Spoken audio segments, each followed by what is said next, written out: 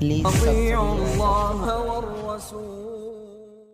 السلام علیکم ناظرین، آپ دیکھ رہے ہیں قرآن و حدیث میڈیا۔ میں ہوں محمد اویس، ہمارے ساتھ قاری ذیشان مجاہد صاحب موجود ہیں۔ آج ہم الحمدللہ انبیاء کی ہسٹری کے حضرت ادریس علیہ السلام کی اس کی جانیں گے، جیسا کہ الحمدللہ ہم آلریڈی پروگرام کر رہے ہیں اس کے ہر فرائیڈے کو جو ہے 4 بجے ہماری ویڈیو یہ آتی ہے الحمدللہ سے۔ تو آج ہم حضرت ادریس علیہ السلام کی جو ہے وہ ہسٹری، ان کا قصہ وہ کر سب سے جانیں گے۔ السلام علیکم۔ وعلیکم السلام ورحمۃ اللہ وبرکاتہ۔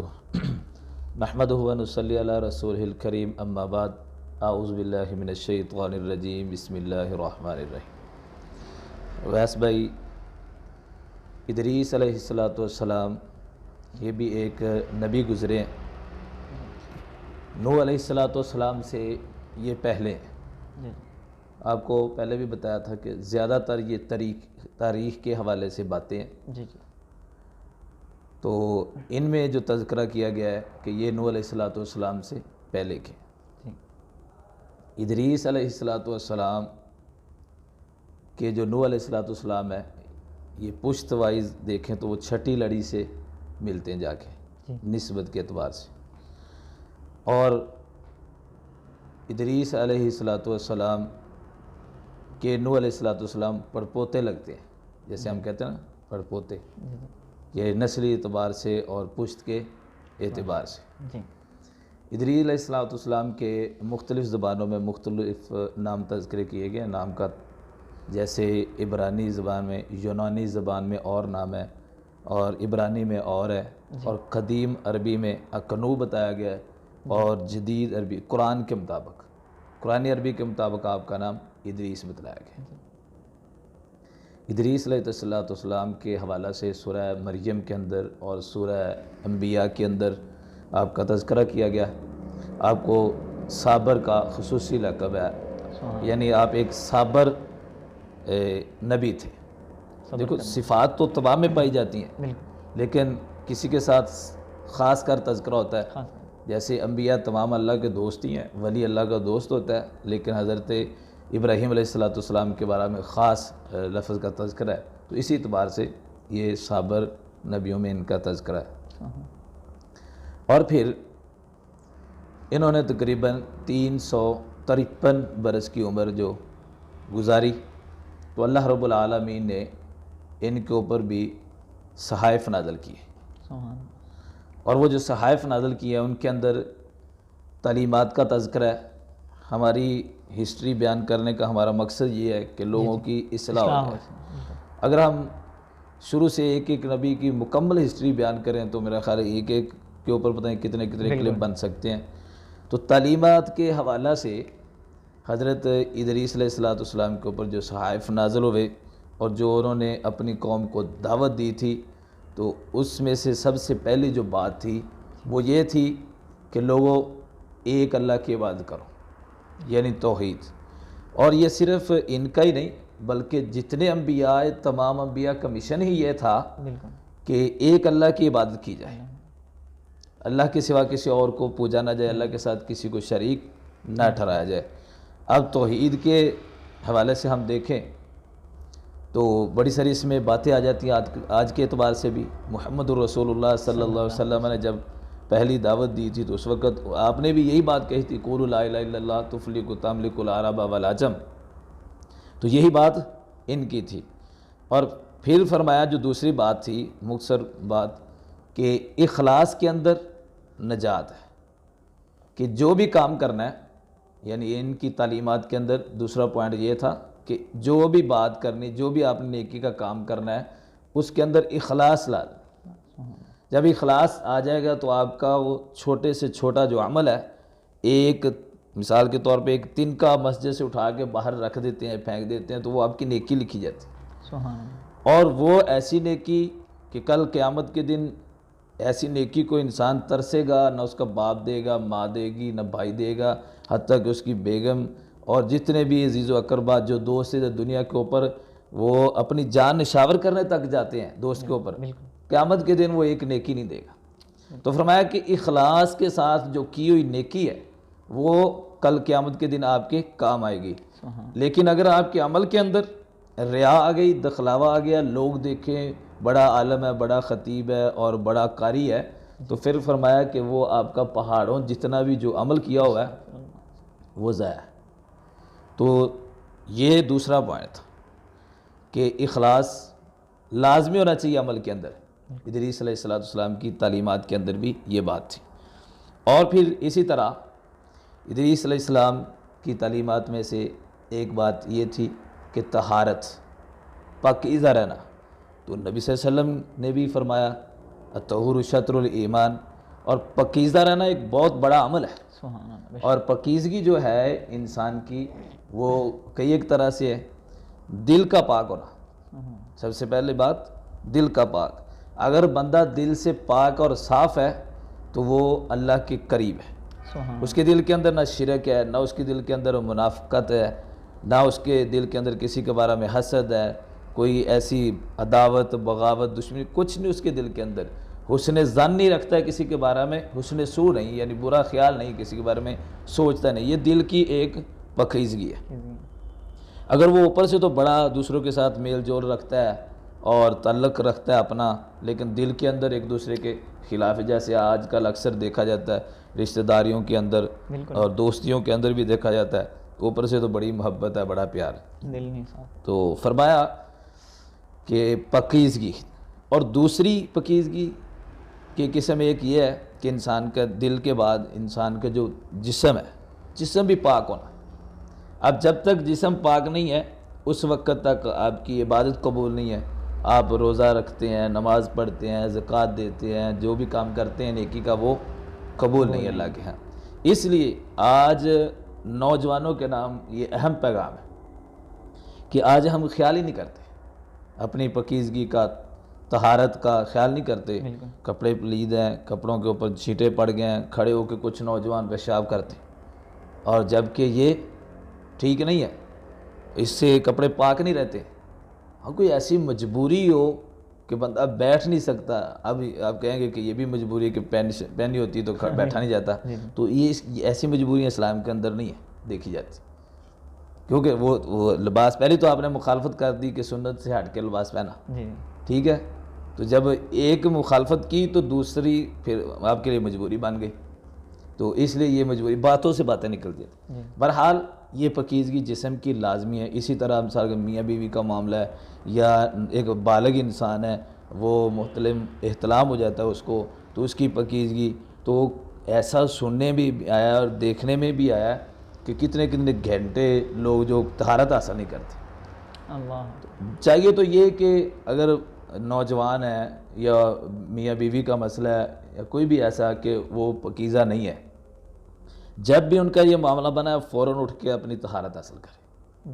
اگر کوئی مجبوری ہے، بیمار ہے بندہ، کہ ایسا مسئلہ بن گیا تو پھر تو لیٹ ہو سکتی ہے، لیکن اگر نہیں تو فوراً، کیونکہ تب تک اس کے پاس رحمت نہیں آتی، رحمت کے فرشتے اس کے پاس نہیں آتے۔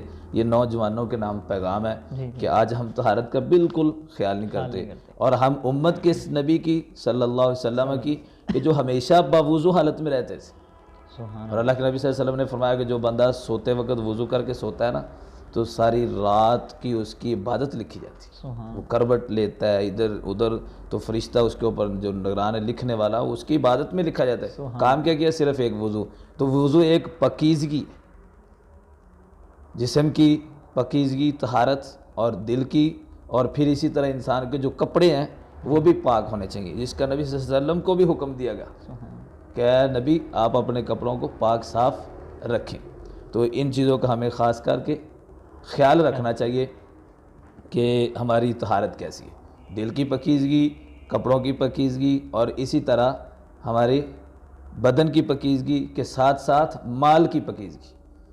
اب جو مال ہے، ہم دولت ہے، تو اس کو ہمارے معاشرے کے اندر یہ دیکھ لیں 90% تقریباً لوگ بالکل خیال نہیں کرتے کہ یہ مال کدھر سے آ رہا ہے، کیسے آ رہا ہے، اس کے اندر مال حرام کا تو نہیں۔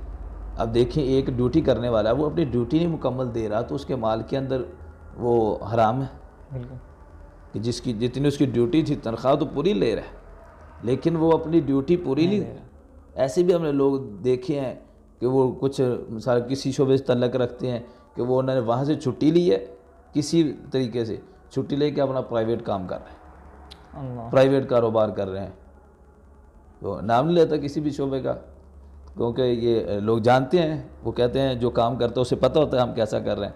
اب ایک سرکاری شعبے میں آپ ڈیوٹی دے رہے ہیں, آپ وہاں سے چھٹی لے کے کسی بہانے سے پرائیویٹ اپنا کام کر رہے ہیں, ادھر سے بھی سیلری لے رہے ہیں, ادھر بھی اپنا کام کر رہے ہیں, تو یہ لوگوں کے اوپر ظلم نہیں ہے؟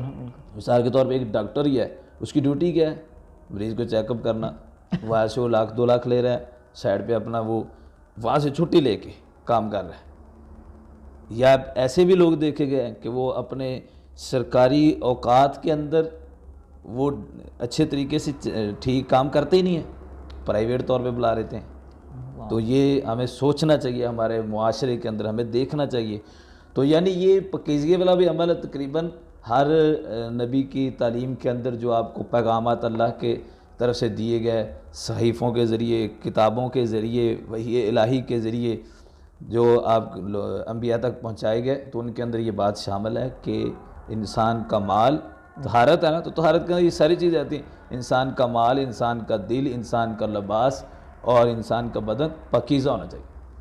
جب یہ ساری پاکیزگی ہوں گی تو پھر اس وقت انشاءاللہ وہ انسان کا چھوٹا سا عمل بھی کیا وہ اس کے لیے ذریعہ نجات بنے گا, جنت میں جانے کا سبب بنے گا, اور جہنم سے وہ بچ جائے گا اور آگ سے وہ بچ جائے گا. تو اسی طرح ادریس علیہ السلام کی آگے جو نسل تھی, آپ کے جو اولاد چلی آگے, ان میں سے یہ بھی لکھا گیا تاریخ کے اندر بات کہ 5 بیٹے تھے آپ کے جو انتہائی اللہ کے برگزیدہ نیک بندے تھے, نیکی کرنے والے تھے, اور نیکی کی وجہ سے کہ وہ اللہ کے ہاں قریب ہو چکے تھے. اور تاریخ کے اندر یہ بھی موجود ہے کہ وہی لوگ تھے 5 کہ جن کو اللہ کا قرب حاصل ہوا, قرب کی وجہ سے وہ اللہ سے جو مانگتے تھے اللہ قبول کرتے تھے, اور وہ ایک نیک نظروں میں لوگ دیکھے جاتے تھے, یعنی نیکی کے اعتبار سے لوگ ان کو اچھا جانتے تھے.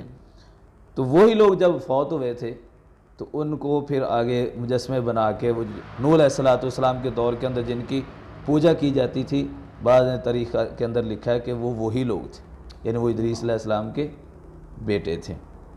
اسی طرح آپ نے توحید کے حوالے سے پھر ایک بات یہ بھی کہی کہ جو عبادت کا طریقہ ہے, جو عبادت کا طریقہ ہے, اس طریقے کے مطابق اگر آپ عمل کریں گے جو موجودہ طریقہ ہے, یعنی موجودہ سے مطلب جو ادریس علیہ السلام کے اوپر صحائف ہے یا اللہ کی طرف سے وحی کے ذریعے بتلائے گئے, تو جو آپ نے بتلایا کہ یہ طریقہ ہے. جیسے آج شریعت محمدیہ, شریعت محمدیہ کے اندر کسی اور نبی کی شریعت اگر چلے گی, اگر کوئی چلائے گا کوئی عیسیٰ علیہ السلام کو, تو ہم سارے مانتے ہیں الحمدللہ, نبی ہیں یہ بھی مانتے ہیں, اور ان کی شریعت کو بھی ہم مانتے ہیں. لیکن آج کے دور میں ان کی شریعت کے مطابق عمل کرنا تو یہ کیا ہے؟ منع ہے. وہ بندہ مسلمان اس کو نہیں ہم سمجھتے, نہیں سمجھا جائے گا جو شریعت عیسوی اور یا موسوی یا کسی بھی شریعت کے مطابق جو اس کے اندر شریعت محمدیہ میں حکم نہیں ہے. ٹھیک ہے, اگر کوئی ایسا حکم ہے کہ مثلا وہ پچھلی شریعتوں میں بھی تھا, ادھر بھی تھا, وہ تو حکم آ گیا نا, وہ تو اللہ کی طرف. لیکن اگر ہم وہ عمل کرتے ہیں تو وہ قابل قبول. اسی طرح ادریس علیہ السلام نے فرمایا, ایک تعلیمی اعتبار سے یہ بات کہی اپنی عوام کو, قوم کو, لوگوں کو, کہ طریقہ وہ چلے گا جو اس شریعت کا ہے. اگر اس سے ہٹ کر کے مثال کے طور پہ پیچھے جتنے لوگ گزرے, آدم علیہ السلام ہیں, شیش علیہ السلام ہیں, یا اور اس پہلے طبقے کے اندر جو انبیاء گزرے, بعض نے یہ تقسیم کی ہے کہ یہ نوح علیہ السلام تک ایک لڑی تھی, یہ ایک طبقہ تھا, پھر آگے نوح علیہ السلام سے لے کے آگے ابراہیم, موسیٰ, عیسیٰ علیہ السلام تک ایک طبقہ کیا ہے. بہرحال یہ تاریخی بات ہے. تو یہ تعلیم تھی کہ جو بھی کام, جو بھی عمل وہ شریعت ادریس علیہ السلام کے مطابق اگر کیا ہوگا تو وہ اللہ کے ہاں قبول ہوگا. اسی طرح ناپ ماپ تول کے حوالے سے بات ہے, ذکر ہے کہ لوگوں کے ساتھ انصاف کے ساتھ خصوصی طور پہ کہ ہر امر کے اندر, ہر معاملے کے اندر اور ہر اپنے کام کے اندر, وہ تمہارا اپنا ہو بیگانوں کا ہو, تو اس کے اندر انصاف کرنا ہے. اور اسی انصاف کا حکم شریعت محمدیہ کے اندر بھی ہے. اور اسی انصاف کا حکم اسپیشلی طور پہ شعیب علیہ السلام باب تول کے حوالے سے بھی. تو یعنی یہ تقریباً ملتی جلتی ہوتی ہیں شریعتیں. کچھ احکام ہوتے ہیں کہ جو چینج کر دیے جاتے ہیں ایک نبی کی شریعت کے اندر پھر اگلی کے اندر جا کے. مثال کے طور پہ اب جہاد لے رہے ہیں. جہاد کا عمل حضرت آدم علیہ السلام سے لے کر کے حضرت عیسیٰ علیہ السلام تک یہ جو جہاد کیا جاتا ہے تلواروں کے ساتھ اور مقابلے کیا جاتا ہے بدنی جہاد جسے کہتے ہیں, یہ نہیں تھا. یہ جہاد پہلے کسی امت میں نہیں تھا. یہ حضرت محمد صلی اللہ علیہ وسلم کی امت ہے. ٹھیک ہے. وہ جہاد یعنی زبانی کلامی, جیسے ہم کہتے ہیں بات کہنا کسی کو, حدیث کے اندر بھی حق بات ہے تو اس زبان سے کم از کم آپ کہیں, تو یہ بھی ایک کیا جہاد اس کو کہا گیا. لیکن یہ جو بدنی جہاد, پھر اسی طرح یہ بھی بات لکھی گئی کہ قلم کو سب سے پہلے تحریر کس نے کیا, تو اس کے اندر حضرت شیس علیہ السلام اور حضرت نوح علیہ السلام اور اسی طرح ادریس علیہ السلام کہ انہوں نے قلم کو تحریر کیا. اور پھر سائنس کا علم اور ستاروں کا علم یہ بھی ادریس علیہ السلام نے ایجاد کیا. یہ سائنس آج کی نہیں ہے, یہ بات یاد رکھا. تاریخی حوالے سے اگر اس کو دیکھا جائے تو اس کی جو آغاز اور ابتدا اس کا وہ ادریس علیہ السلام سے اس کا ہوا ہے. پھر اسی طرح ادریس علیہ السلام سے پہلے لوگ چمڑے کے جو کپڑے کھالیں, جسے کھال کہتے ہیں نا جانور کی کھال, اس کے کپڑے پہنتے تھے, اسی طرح اس کو سیدھا وغیرہ کر کے پہن لیتے تھے. لیکن ادریس علیہ السلام نے لوگوں کو کپڑا سلانا سکھلایا.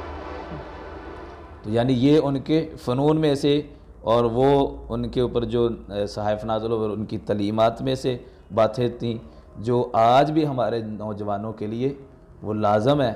تو اس کے مطابق ہم نے تو زندگی گزارنی شریعت محمدی کے مطابق, تو یعنی وہی باتیں شریعت محمدی کے اندر بھی ہیں. تو اگر ان کے مطابق ہم شریعت محمدی کے مطابق اپنی زندگی کو بسر کریں گے تو انشاءاللہ دنیا میں بھی کامیابی ملے گی, کل قیامت کے دن آخرت کے میں بھی ہمیں کامیابی ملے گی.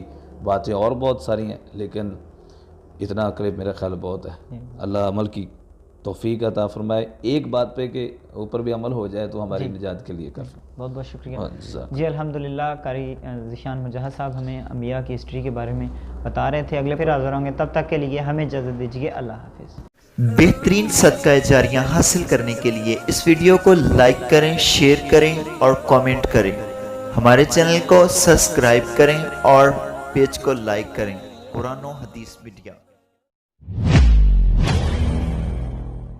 دعوت قرآن و سنت اپنی یہ پہچان